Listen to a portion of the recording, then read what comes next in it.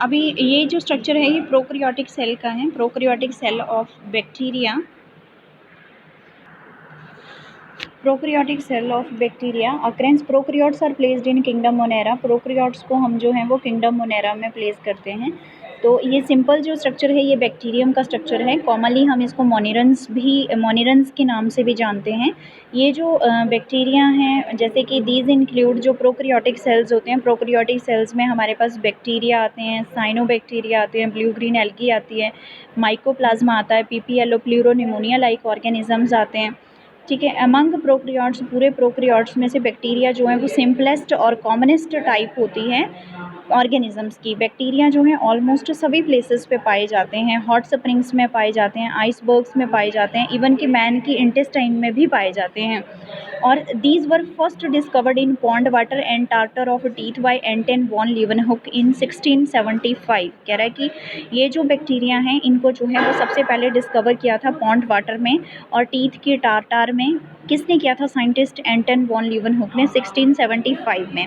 अब साइज़ की बात करें तो साइज़ जो है बैक्टीरिया का वो ग्रेटली जो है वो वेरी करता है। कुछ जो है वो स्मॉलेस्ट बैक्टीरियम है, स्मॉलेस्ट बैक्टीरियम का नाम है डायालिस्टर जो है, ये जो है वो 0.15 से 0.3 माइक्रोन मीटर जो है इसका डायामीटर है। Dialister the bacteria very greatly in their size, smallest bacterium is Dialister, is size is 0.15 to 0.3 micron metre in diameter, while the largest bacterium is a spirochete. Largest bacterium is spirochete का size कितना है? 500 micron metre in diameter. While largest bacterium है ये spirochaete, जिसका जो है size कितना है? 500 माइक्रोन मीटर। नॉर्मली जो साइज होता है बैसिलस बैक्टीरिया का वो रेंज कितनी से कितनी रेंज में रहता है? 0.3 माइक्रोन मीटर से 15 माइक्रोन मीटर तक। देन उसके बाद है शेप जो है बैक्टीरियम की वो वेरी करती है। शेप जो है कोहन साइंटिस्ट थे एक, कोहन ने रिकॉग्नाइज़ किया था 4 बेसिक शेप्स जो थी बैक्टीरिया की। वो कौन सी थी? पहली थी कोकस बैक्टीरिया, देन उसके बाद बैसिलस शेप थी, देन उसके बाद स्पाइरलम, देन विब्रियो। तो कोकस जो थी, कोकस में जो है वो डिफरेंट शेप्स थी, जैसे कि these are spherical shaped bacteria. Coccus जो थे वो सारे ही स्फेरिकल बैक्टीरिया थे। उनमें से मोनोकोकस थे, जैसे सबसे पहला जो था वो मोनोकोकस थे, सिंगल राउंडेड, और उसके बाद जो थे वो डिप्लोकोकस थे, देन उसके बाद जो थे वो टेट्राकोकस थे। तो इस तरह के जो थे micrococcus, tetracoccus, then staphylococcus, then sarcina. तो ये सारे बैक्टीरिया थे जिनके कोकस शेप थी। कोकस क्यों बोला गया? क्योंकि इनकी स्फेरिकल शेप्स थी सभी बैक्टीरिया की। देन उसके बाद है सेकंड नंबर पे bacillus bacteria. These are rod shaped bacteria, ये रॉड की तरह जो थी इनकी शेप थी बैसिलस बैक्टीरिया की। ये मोनोबैसिलस थे, डिप्लोबैसिलस थे। देन उसके बाद जो थे वो स्टेप्टोबैसिलस बैक्टीरिया थे। देन उसके बाद है स्पाइरलम स्पाइरली क्वाइल्ड बैक्टीरिया थे। ठीक है, देन इसके ऊपर जो है वो फ्लैजिला प्रेजेंट थे। देन उसके बाद थे vibrio, these R comma shaped flagellated bacteria. तो ये डिफरेंट शेप्स थी बैक्टीरिया की। देन उसके बाद जो है वो सेल इन्वेल्प हैं। अगर हम इन सेल्स का इन्वेल्प को चेक करें तो कितने इन्वेल्प जो हैं वो देखने को मिलते हैं। It is the outermost covering of the cell की सबसे आउटर मोस्ट कवरिंग होती है सेल इन्वेल्प जो है वो सेल को जो है वो मैकेनिकल इंजरी से बचाता है, केमिकली कॉम्प्लेक्स होता है। और इलेक्ट्रॉन माइक्रोस्कोप में जब हम इसके सेल वॉल को देखते हैं तो हमें 3 बेसिक लेयर्स जो हैं वो दिखाई देती हैं। ठीक है, सबसे पहली जो है वो ग्लाइकोकैलिक्स लेयर होती है जो कि आउटर मोस्ट लेयर होती है और जो वेरी करती है केमिकल कंपोजिशन में, थिकनेस में इवन।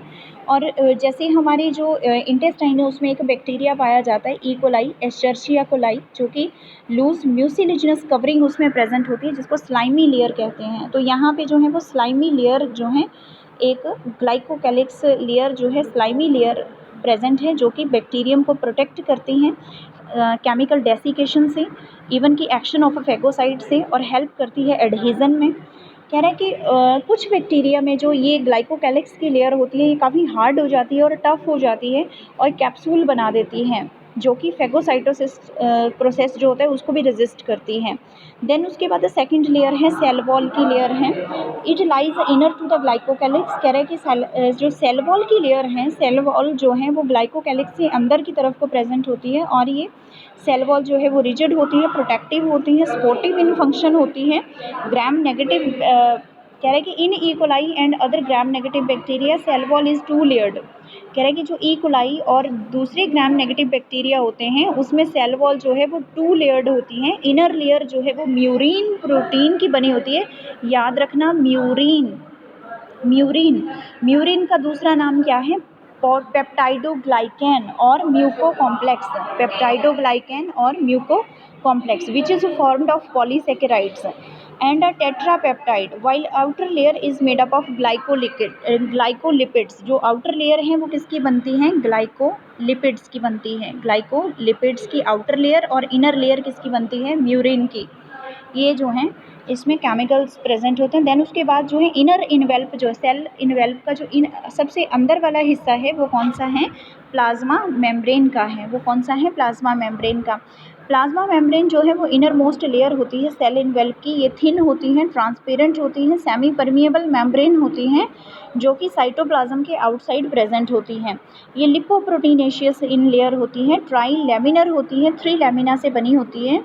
इसमें जो है वो इसको जो है प्लाज्मा मेम्ब्रेन को रेस्पिरेटरी मेम्ब्रेन के नाम से जाना जाता है, क्योंकि इलेक्ट्रॉन माइक्रोस्कोप में जब देखा गया तो इसमें जो है वो एंजाइम्स पाए जाते थे रेस्पिरेशन के। जो रेस्पिरेटरी मेम्ब्रेन इसको बोला गया प्लाज्मा मेम्ब्रेन को, क्यों? क्योंकि इसमें रेस्पिरेशन के एंजाइम्स जो हैं वो पाए जाते हैं। देन उसके बाद जो है ये रेगुलेट भी करती है एक्सचेंज को स्पेसिफिक मटेरियल के, ठीक है, between the cytoplasm and extracellular medium. Then उसके बाद जो है कुछ स्ट्रक्चर्स जो हैं वो भी देखने को मिलती हैं, जैसे मीजोसोम या इंटरनल जो है इन्वेजिनेशन जो है प्लाज्मा मेम्ब्रेन। जैसे ये सेल है, सेल की जो प्लाज्मा मेम्ब्रेन है वो अंदर की तरफ को इन्वेजिनेट हो जाती है, जिसको हम मीजोसोम्स कहते हैं। जिसको हम क्या कहते हैं? Mesosomes. Mesosomes are formed of infolding of plasma membrane. कह रहा है कि मीजोसोम्स जो हैं वो जब प्लाज्मा मेम्ब्रेन इन फोल्ड हो जाती है तो उसकी जो इन फोल्डिंग से जो है वो मीजोसोम्स बनते हैं। मीजोसोम्स जो हैं ये जो है वो रेप्लिकेशन, डीएनए की रेप्लिकेशन करने में मदद करते हैं, और ये रेस्पिरेटरी मेम्ब्रेन के सरफेस एरिया को इंक्रीज़ करते हैं। रेस्पिरेटरी मेम्ब्रेन की सरफेस एरिया को इंक्रीज़ करते हैं। देन उसके बाद इंटरनल जो मटेरियल है वो है इसमें साइटोप्लाज्म का। साइटोप्लाज्म जो है वो कलरलेस होता है, ट्रांसल्यूसेंट होता है, विस्कस ग्राउंड सब्सटेंस होता है जो कि सेल के इन्वेल्प के अंदर प्रेजेंट होता है। Then it has a reserve food in the form of glycogen. कह रहा है कि इसमें जो रिजर्व फूड होता है इसमें साइटोप्लाज्म में रिजर्व फूड जो होता है वो कौन सा होता है? ग्लाइकोजन। रिजर्व फूड कौन सा प्रेजेंट होता है? ग्लाइकोजन। एंड लिपिड्स प्रेजेंट होते हैं, ऑल्सो द लिपिड्स। साइटोप्लाज्म में ग्लाइकोजन, लिपिड्स, और जो राइबोसोम्स होते हैं वो 70S राइबोसोम्स जो हैं वो प्रेजेंट होते हैं। राइबोसोम्स जो हैं वो फ्री फॉर्म में भी होते हैं, कई बार जो हैं वो एक अरेंज्ड होते हैं ऐसे सीरीज़ में, जैसे ये जो हैं इस तरह से राइबोसोम्स जो हैं वो चेन्स में होते हैं। तो इन चेन्स में हम इनको क्या कहते हैं? पॉलीसोम्स। क्या कहेंगे? पॉलीसोम्स।